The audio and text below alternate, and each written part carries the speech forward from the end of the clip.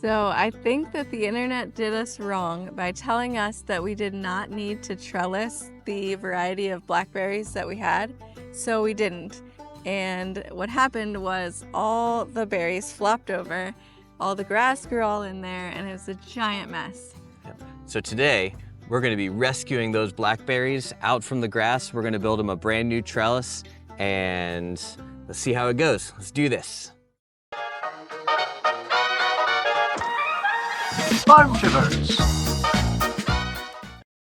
So the first thing that we have to do is just bring the mower in and mow and then cut around all the blackberries just to even be able to get to them. It is a jungle in there, so it's gonna get real.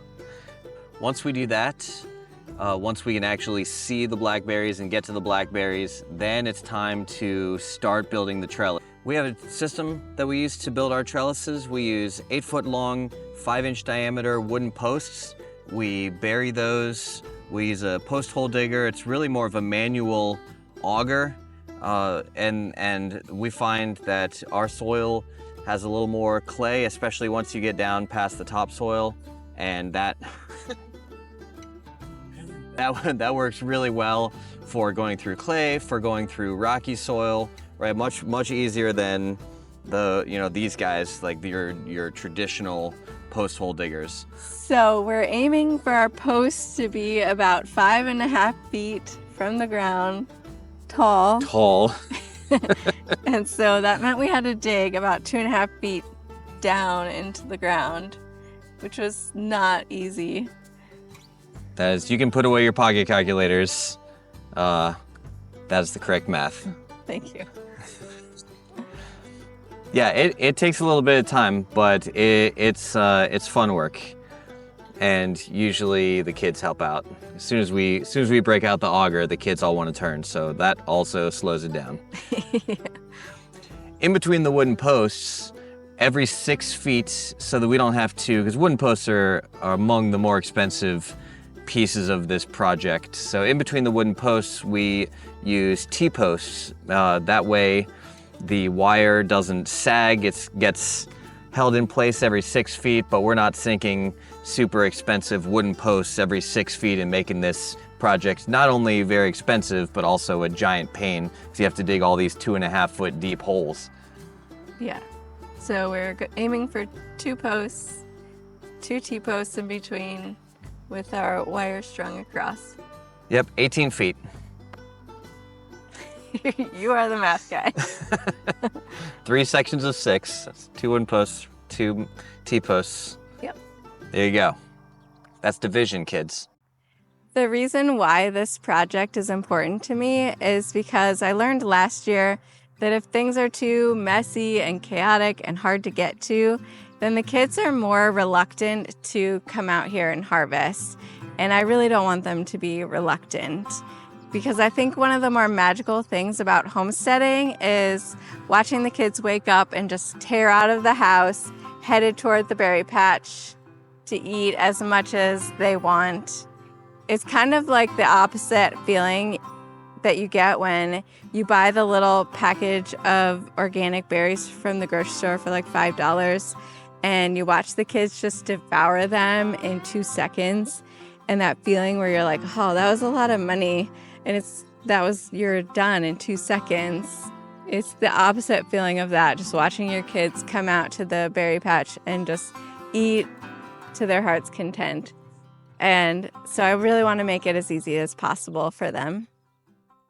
So we also used eye hooks and turnbuckles, and I don't know what the name of those other things are, but we can put it in the description. But the things that let us run the wire attached to the T-posts and run the wire through.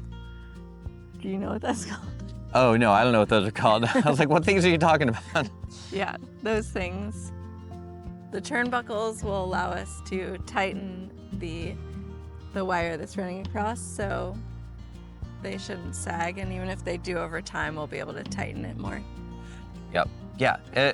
Important to know that when you're using a turnbuckle, you want to start with it as open as possible because then as you tighten it, it's gonna pull your wire tight, and you wanna start with the wire already as tight as you can get it. So you don't wanna be super loose. Your turnbuckle's only gonna be able to shrink about that much. So if your sag is more than about that much, then the turnbuckle is only going to make it less loose, not actually tight. So tighten the thing down as much as you can, and then the turnbuckle is just sort of a fine adjust. But it does make it very taut, which is great if you do it right.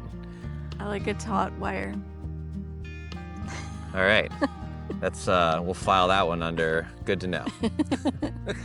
So this project ended up taking us about 3 days because life and kids' activities and stuff like that. And even though it seems simple, things just always take about 3 times as long as we think that they should. Yeah, I mean, we worked over the course of 3 days. We did not work for 3 solid days. That's true. So we did eat and sleep and We did a lot of other do about a things. billion other things. So, but that's life on the farm. Sometimes you get a half hour here or 45 minutes there, and that's what you've got to work with. And there's a lot of stuff going on, and that's not a bad thing. The other thing is, no matter how good you think you are being at not getting stuck by blackberries, you just get stuck by blackberries. So this is always a fun project, dealing with these blackberries, because you get little bumps all over both hands, and depending on whether you're wearing long sleeves or not, which we were not, kind of up your arm, and that's just the nature of the beast. Yeah, I'm pretty sure I got poked at least 20 times, even though I was wearing gloves. So this project turned out even better than I had hoped. The trellis is perhaps the strongest one that we've ever built. So building on those lessons learned, every time you do something on a homestead, you try to do it just a little bit better than the last time you did it. And I think for us, this one was total success. Yeah, I think it turned out good. We were able to fight our way back to the blackberries and tie them up, and now they're easy to pick, and that's the goal. Yep, just in time, because they are starting to ripen right now. So excited.